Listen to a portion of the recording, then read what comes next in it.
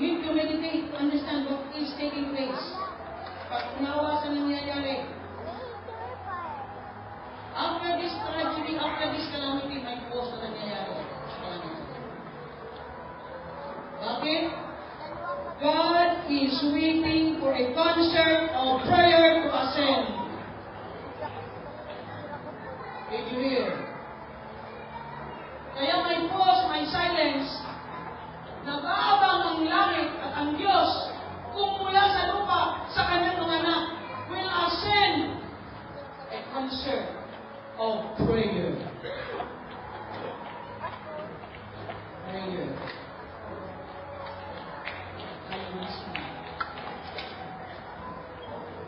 Ang iniintay pala ng langit ng Diyos ay ang pagkakaisang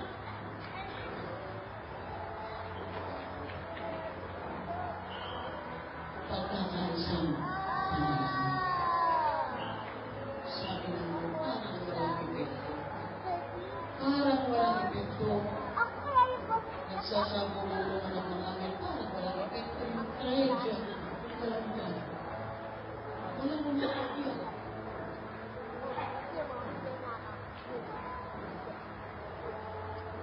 God is waiting for a concert of prayer to ascend to Him.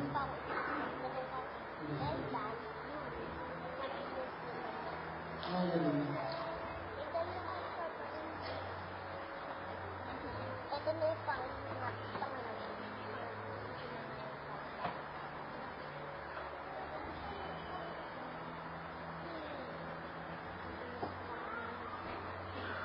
God is waiting and longing for His people to pray before He proceeds in judgment. Mga kapatid, this message is not meant to scare us. Ano ba naman yung mensahe? Natakot tayo hindi. Yung mensahe nito ay hindi ito para takutin tayo. Hindi para gisingin tayo at para ihanan tayo. Because it is, I believe it is the duty of the church to prepare this God's people.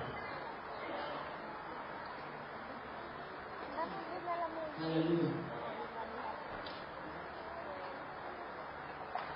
At the day of Pentecost, sa Acts chapter 2, ang apoy ng banal na Espiritu Santo ay bumaba dahil sa panalangin. The fire of the Holy Spirit descended because there was an ascension of prayer to heaven. So when the ascension of prayer reaches up to heaven, to God, God sends, causes the fire of the Spirit to descend. Hallelujah. Yung pagbaba ng apoy ng Santong Espiritu ay bunga ng panalangin. Yung umakyat na prayer ay bumaba ang apoy ng Espiritu. Hallelujah. Naghihintay ang God at isang iyak, isang tinig mula sa kanyang bayan sapagkat gusto niya pag-ilusin ng Espiritu sa kanya. He wants to send the fire of His Spirit, not the fire of judgment. Not the fire of judgment. Ganun tayo ng dalang. Ayaw niya bumaba ang apoy ng judgment. Ang gusto niyang ibaba sa atin ay apoy ng Espiritu Santo. Apoy ng pagbabaliktad sa Kanya. Apoy ng pagbabasa ng salita ng Diyos. Apoy ng pananalangin. Apoy ng paggawa ng kalooban ng Diyos. Apoy ng paglaga na nakalulugod sa Diyos. Yan ang gustong ibaba ng Lord sa ating at sa church. Hallelujah. There is silence and a pause in heaven to give us time to pray. Give us time. God pauses to hear the heart cry of the saints. Hinahanap niya yung puso. Iyak, tinig ang nananampalataya sa ating nalalitan. So it's either we can proceed with the judgment or withhold judgment or send the Spirit. Hallelujah.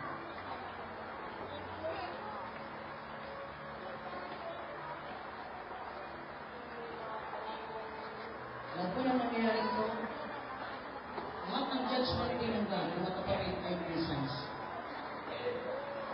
precise yung judgment naman. Alam niyo, tingnan niyo.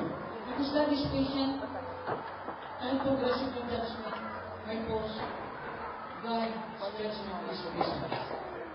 That is the next key there. Patience. Anong ibig sabihin mo? Hindi ba sinasabi natin mo? Pati na lang nangyari ito ng araw. Kasi kung sa gabi nangyari ito, grabe nangyayari sa ating bansa. Grabe nangyayari kung sa ating gabi ito nangyayari.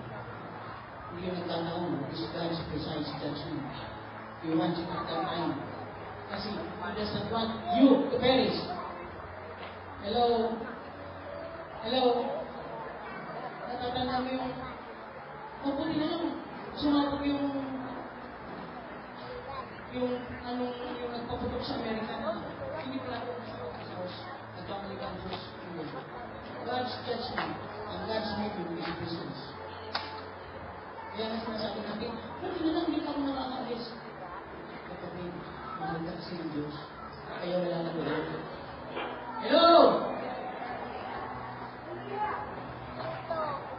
God's judgment is precise. Hindi siya nagkakamali.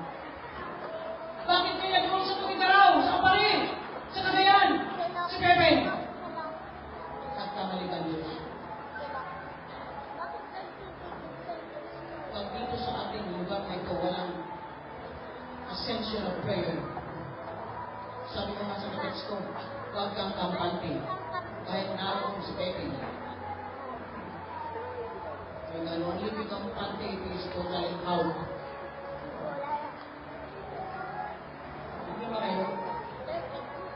God's judgment is patient. It is progressive. He imposes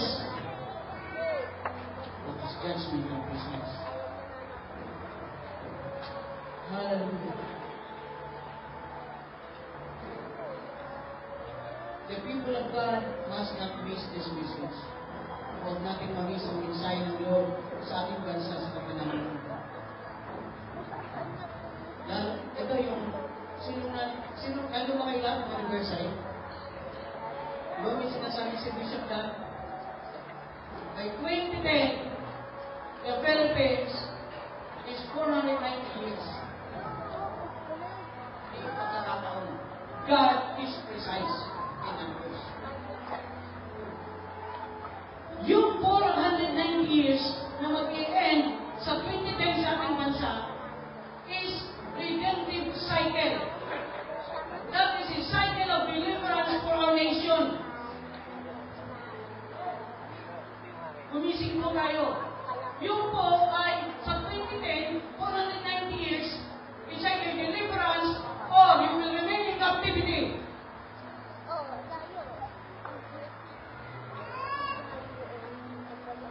Pwede kang lumayan ang ating bansa kung tayo will turn to God and will ascend prayer to the Lord and will do what is right.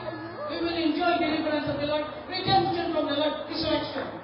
But if not, if the church will not wake up, we will be in captivity.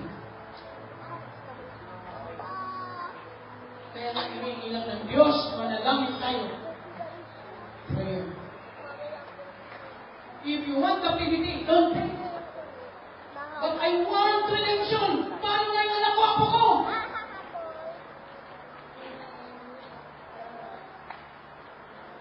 It's up to you.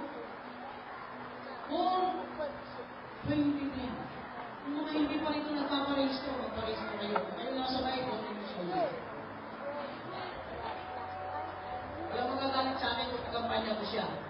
Nanagos ng